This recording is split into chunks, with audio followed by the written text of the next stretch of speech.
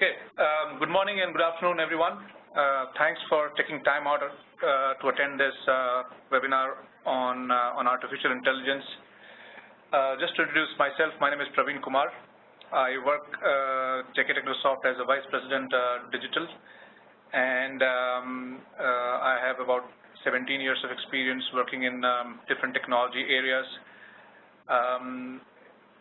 From last 4 or 5 years, I have been working into artificial intelligence, IoT, blockchain, and other digital transformation technologies. I have with me Ankur Gupta, who is the technical architect in the digital team in JKT, and together we'll be taking your next 30-35 minutes to go through some of the experiences that we have had working with our customers in the artificial intelligence area, and also sharing with you one of the experiences of developing a recommendation engine for one of our customers. Ankur, do you want to introduce yourself quickly? Thanks, Praveen. Hi, everyone. This is Ankur Gupta from JK Technosoft. I've been associated with JK Technosoft for many years, working as a technical architect in digital team, having experience for digital transformation, mobility, artificial intelligence, blockchain, IoT, RP, etc. I mostly work with customers and help them in their digital transformation journey. Approximately 12 plus years of experience I'm having working with clients like Canon, OCBC Bank Singapore, etc. Thank you. Okay, thanks, Ankur. So, without wasting any time, let us go through a brief presentation that we have put together for this webinar, and we'll take your questions as and when we go and answer them towards the end of the webinar. You can type your questions in the Q&A window, and we'll record it for discussions towards the end of the session. Okay, so when we talk about artificial intelligence, and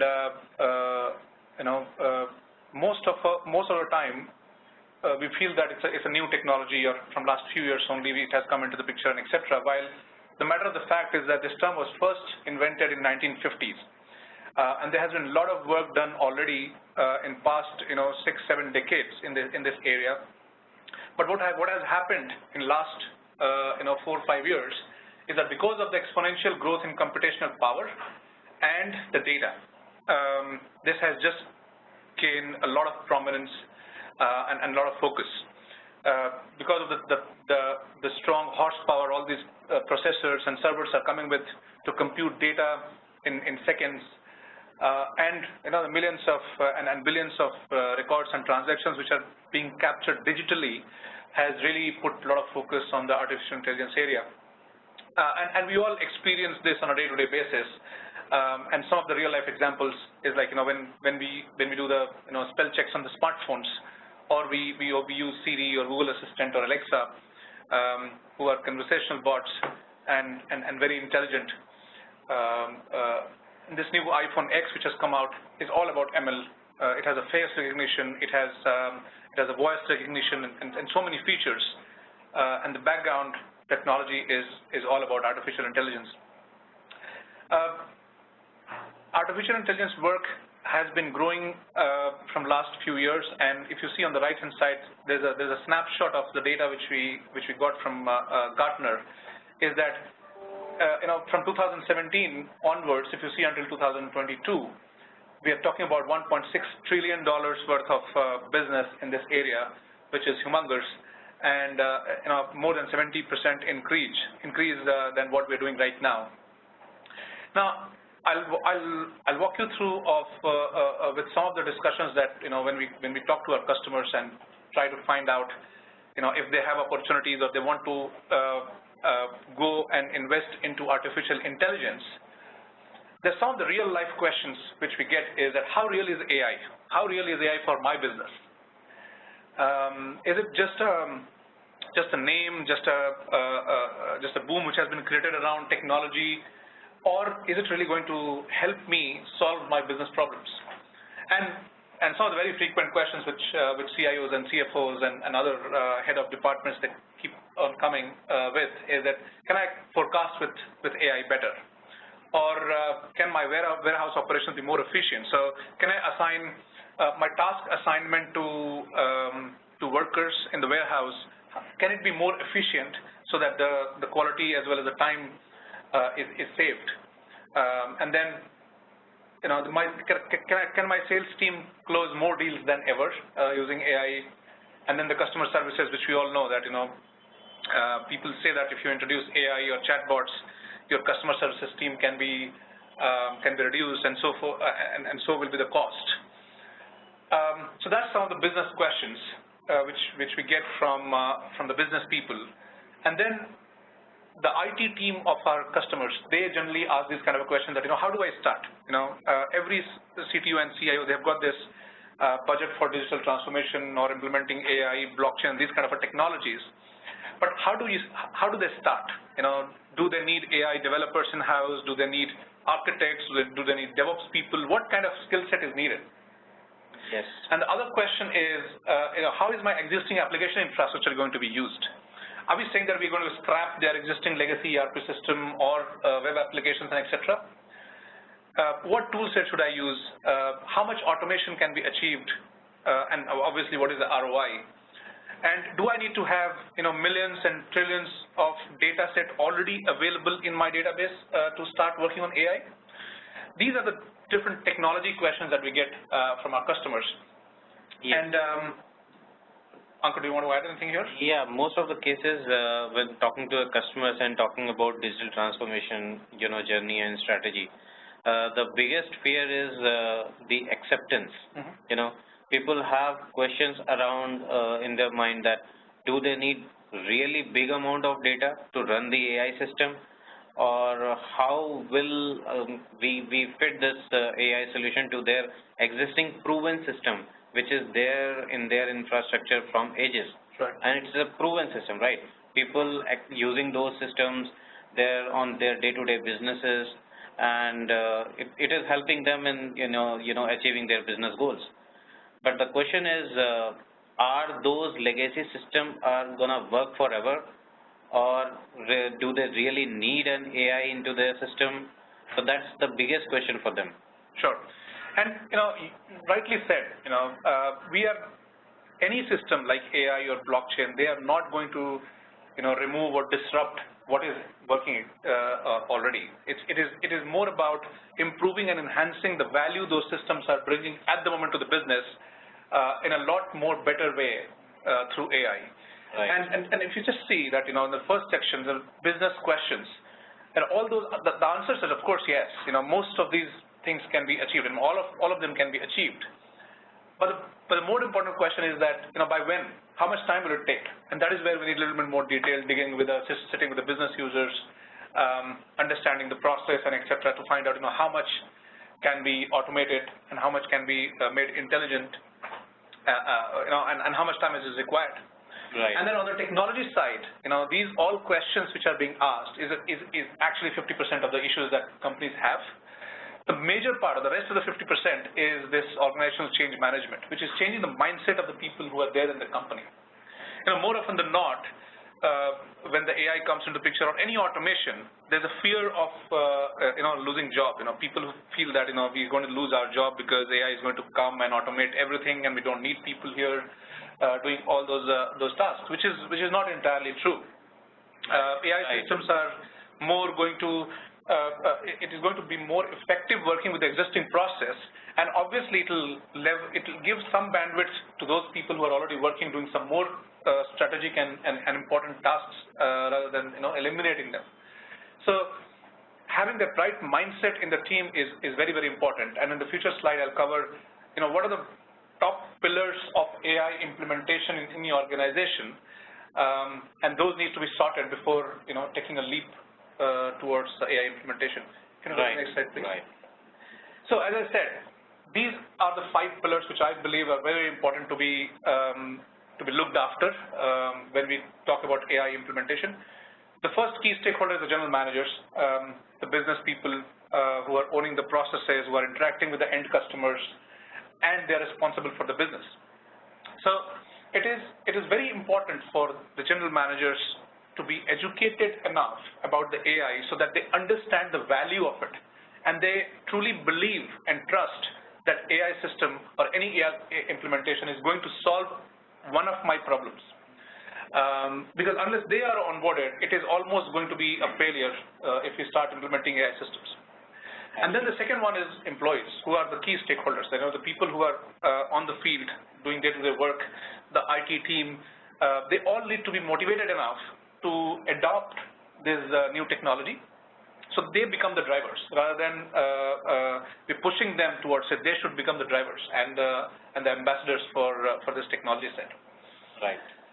The third one is that how do we get the skill set? You know, one of the questions. The best thing to do is if you don't have an in-house skill set of AI and etc., the better thing to do is that to partner with somebody who has it, who you trust, who you have been working for quite some time, get their experience, their knowledge working with other companies, and do quick POCs and pilots to prove that that this thing works or not, and be ready to fail fast. So, few weeks of POC and R&D, few weeks of pilot and implementation, and then you will realize that is it going to solve my problem or not. If it is not solving your problem, you book your losses and then move to the next process, which might be more useful to automate. Absolutely. The third thing is, the fourth one is the data. Everybody says that we need to have big data set before implementing any AI solution. This is a wrong perception. Yeah, and more often than not, when we talk about AI solution, obviously having that huge data set is a big advantage from implementing any AI system.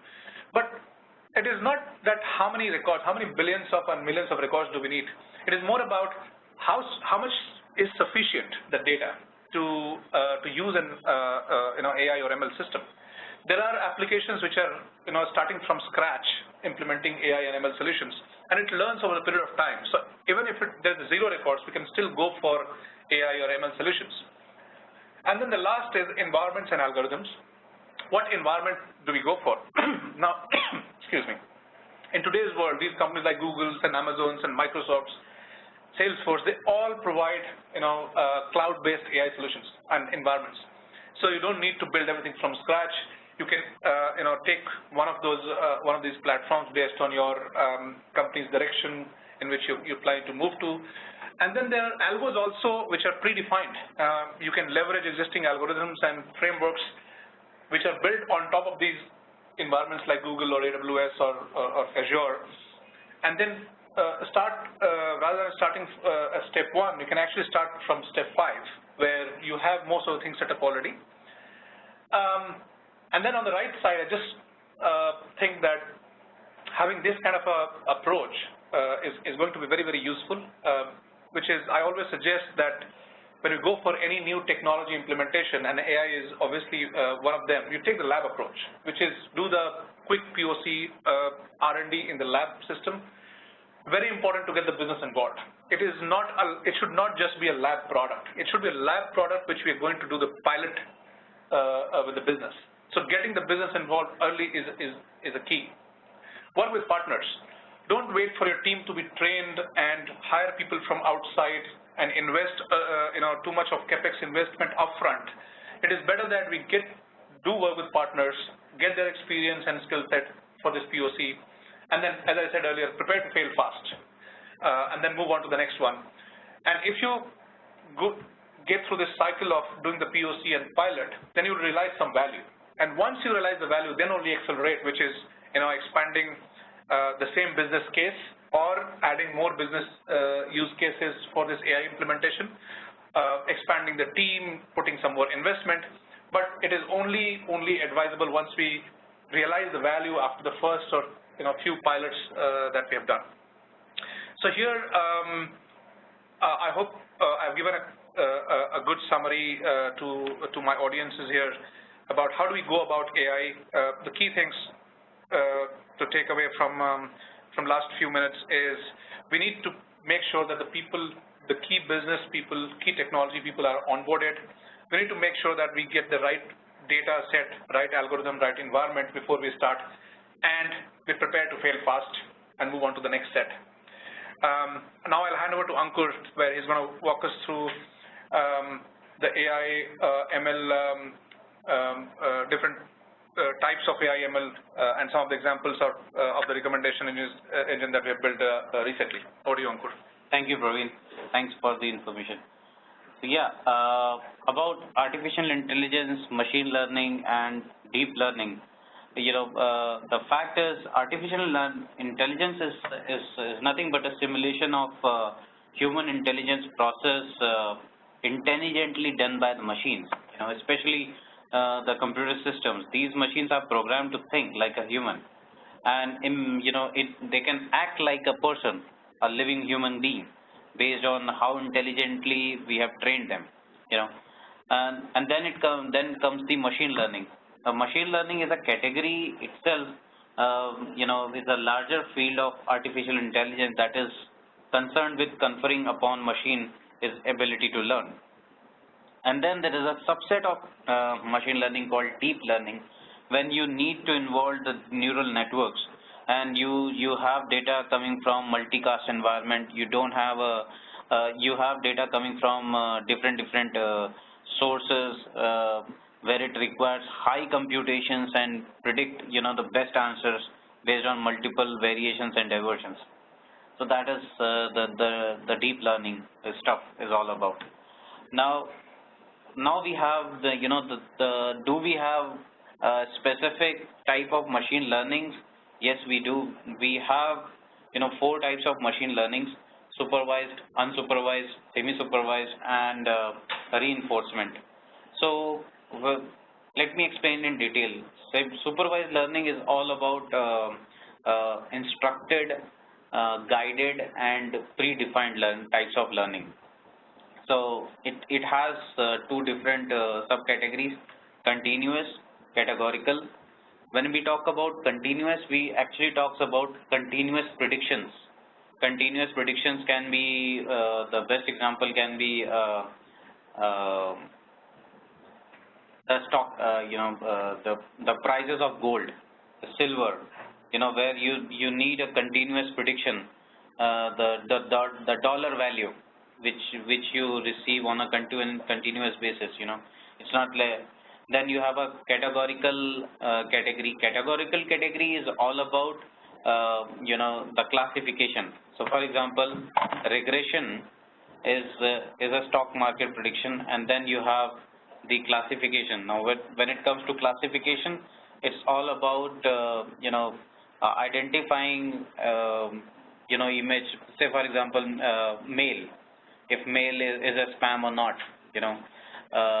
Sometimes you also have a data with label. So you want to have the data with associated tags. So for example, you have certain or good amount of images, and you want your system to predict whether this image is of a cat or a dog or any other species, or maybe a human. So that kind of thing can be done using supervised learning, where what kind of output you can predict. That is all about classification. Wherein in regression, you don't have, what is the output, but it is a continuous procedure. So each time you receive a data and you train your model, and that's a continuous procedure. Wherein classification, you don't need to continuously train your models to predict the output. The next one is unsupervised learning. Unsupervised learning, wherein you don't have target variable defined. Again, when it comes to target variable defined, it's all about the best example would be clustering and association. So now here is an example. You have lots and lots of images, but you don't know which image belongs to whom. So in that case, what system does it creates clusters on top of data, which in association. So now you have customer segment can be the best example for this. Then you have the association.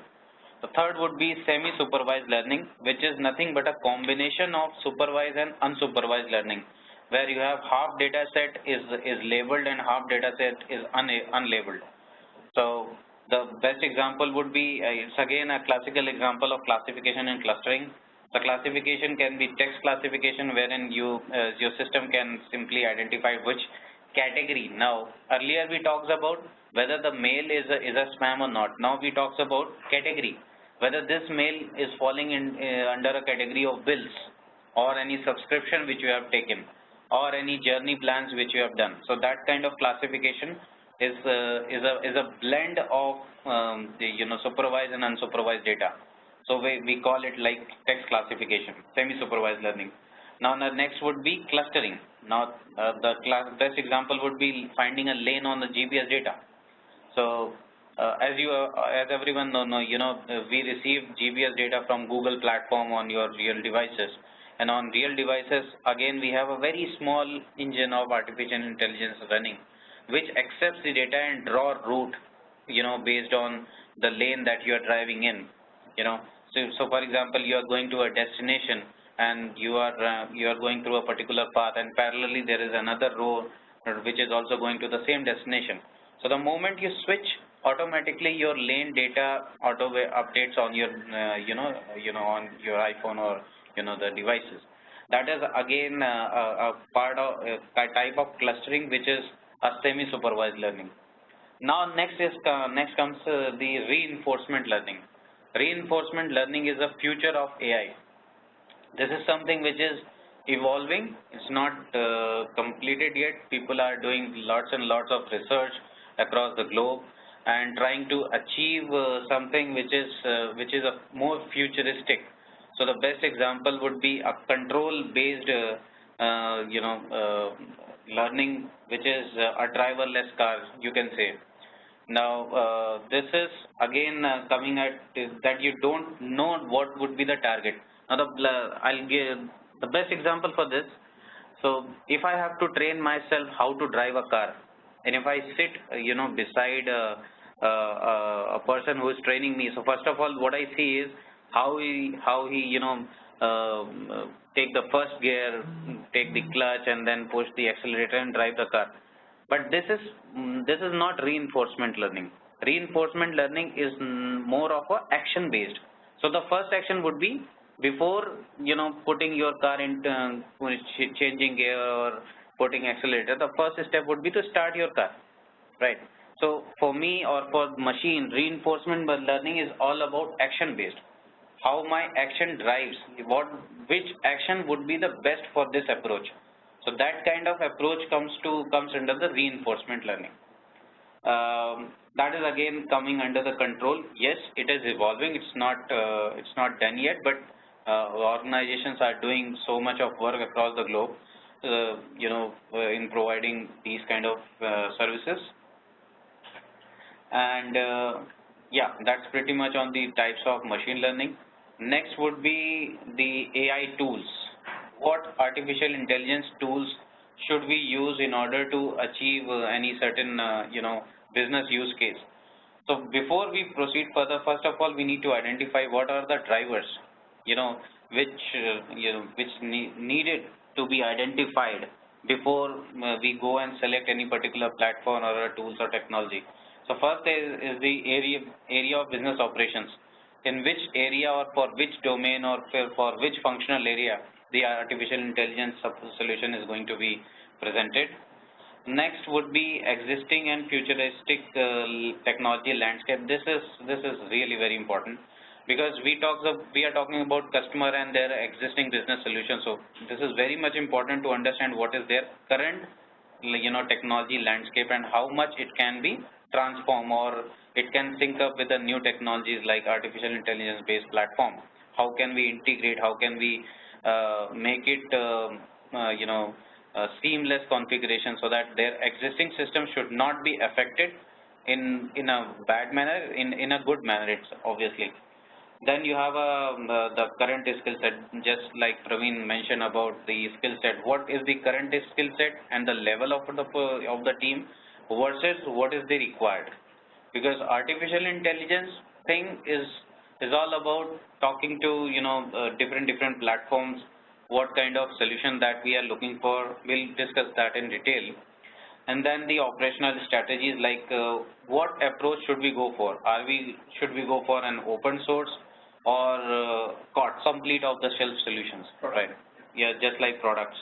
So for example, IBM Watson is a well-known platform for these for these kind of solutions. See, one of the other thing which I would like to add here is this area of business operation is very important, because I was just giving an example of I had a discussion with one of our existing clients. Is they're into a business of manufacturing doors, but also they have a huge call center, and they have they want to automate it through AI-based chatbot solution. Yeah. So should they go for a solution which is futuristic enough to combine the call center operation as well, or should they go for just a small, simple chatbot which is just responding to customers for their order related queries?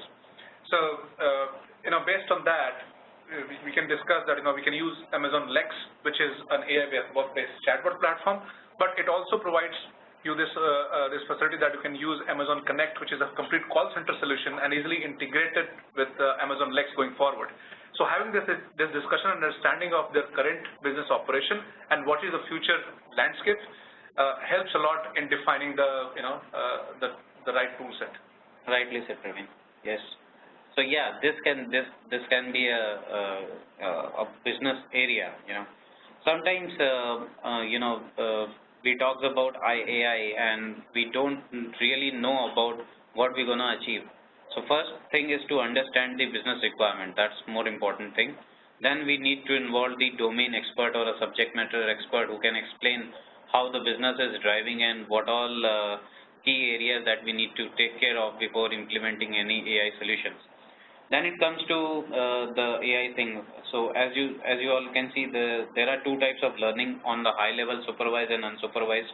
And then you have the natural language processing system. So for example, if you need to extract data from a document or a certain amount of mails, you don't need full-fledged AI solutions. You just need an NLP engine. And here are some known NLP engine like Apache Open NLP Gate and Apache Yuma, Apache Natural Language Toolkit. Stanford Core NLP NLP suite is a well-known suite, very widely accepted across the globe. So these can simply learn and extract data based on your input. So again, this is coming under the supervised learning, where you know what is your target output is.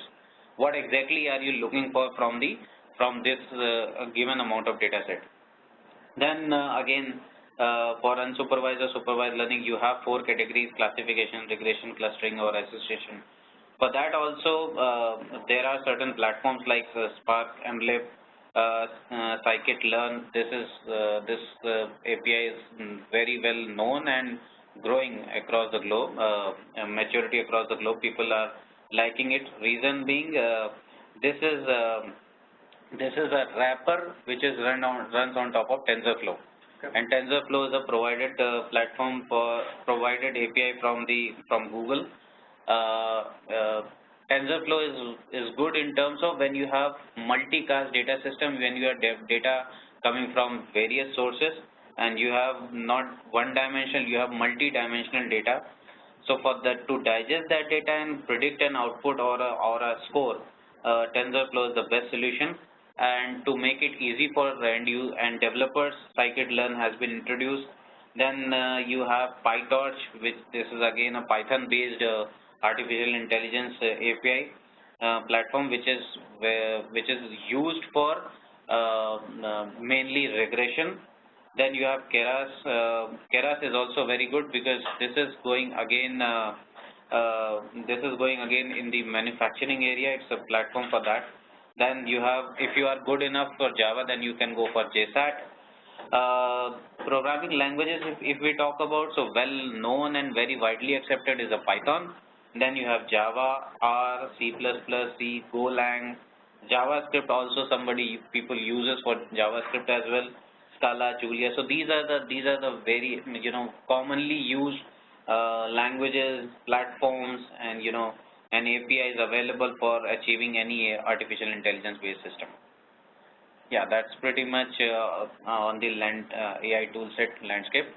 Um, let me show you one artificial intelligence based powered recommendation engine which we recently developed for one of our customer, where the business requirement is to have a recommendation engine for job seekers based on their competencies and other parameters.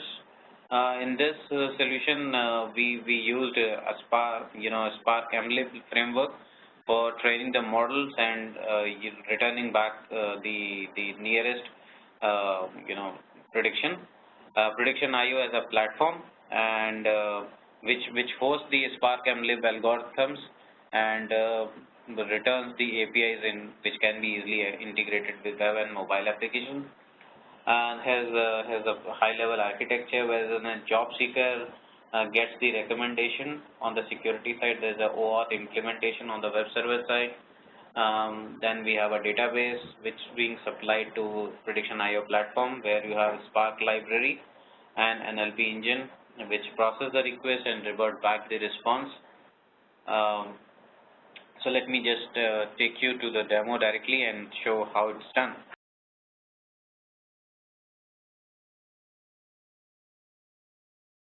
Here is the video.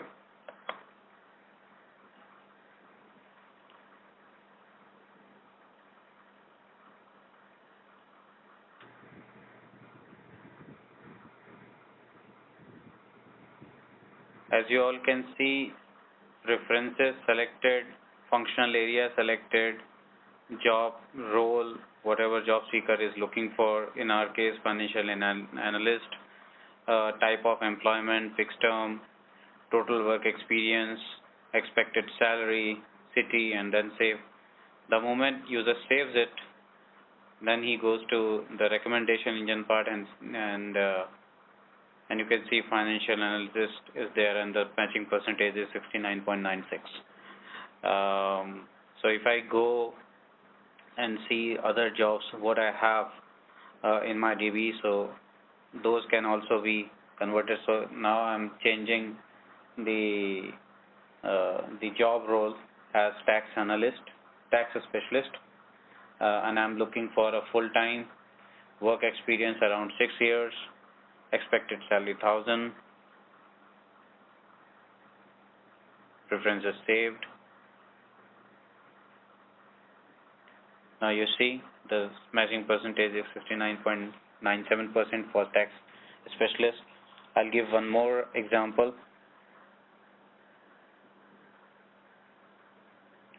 Now I'll change the industry also. Now I'm looking for in architecture, architect and interior designing, let's say lead architect, experience around 4 years, let salary same, preferences have been saved. There you go. The matching percentage is 64.95 and lead architect position is there. So that's how the recommendation engine works based on classification algorithms. Thank you. Now moving forward, I would like to showcase the code snippet.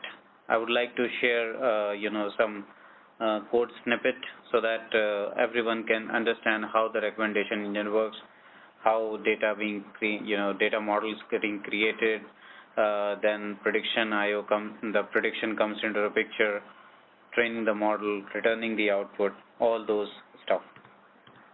So you can see the first step what we are doing is we are using Scala and Spark MLib. We are creating the data models. Here this is a small code snippet that represents a data model job detail schema created by us for the recommendation engine. Next step is to apply weights against each and every model element. There should be a weight. So as you can see, experience having a weight of 2, city is having skills having a weight of 3, city is 2, and then, job ID, employment type, and so forth, having 1.0 weight. Apply algorithm and calculate the result. And then the next step is to train the model. Once the algorithm have been applied, then the model is being trained, and then output will be returned to front end. And that's the whole life cycle. So every time there is a requirement, it will be fed to AI engine. AI engine checks whether the data model is available or not. If not, then it will create the model. If it is already there, then the same model will be used. Then applying weight is also for one-time activity. Then apply algorithm and calculating result is an activity which is being performed every time. If same kind of engagement or a prediction is not available in the models.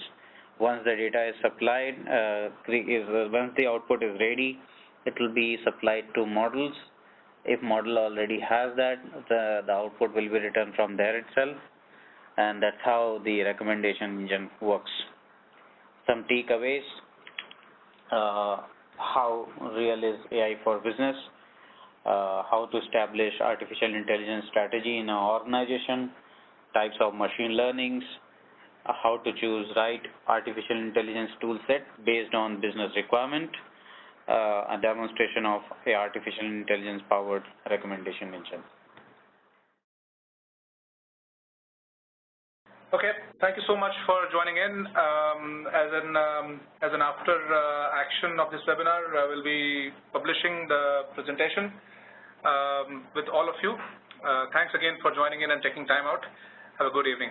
Thank you. Thank you.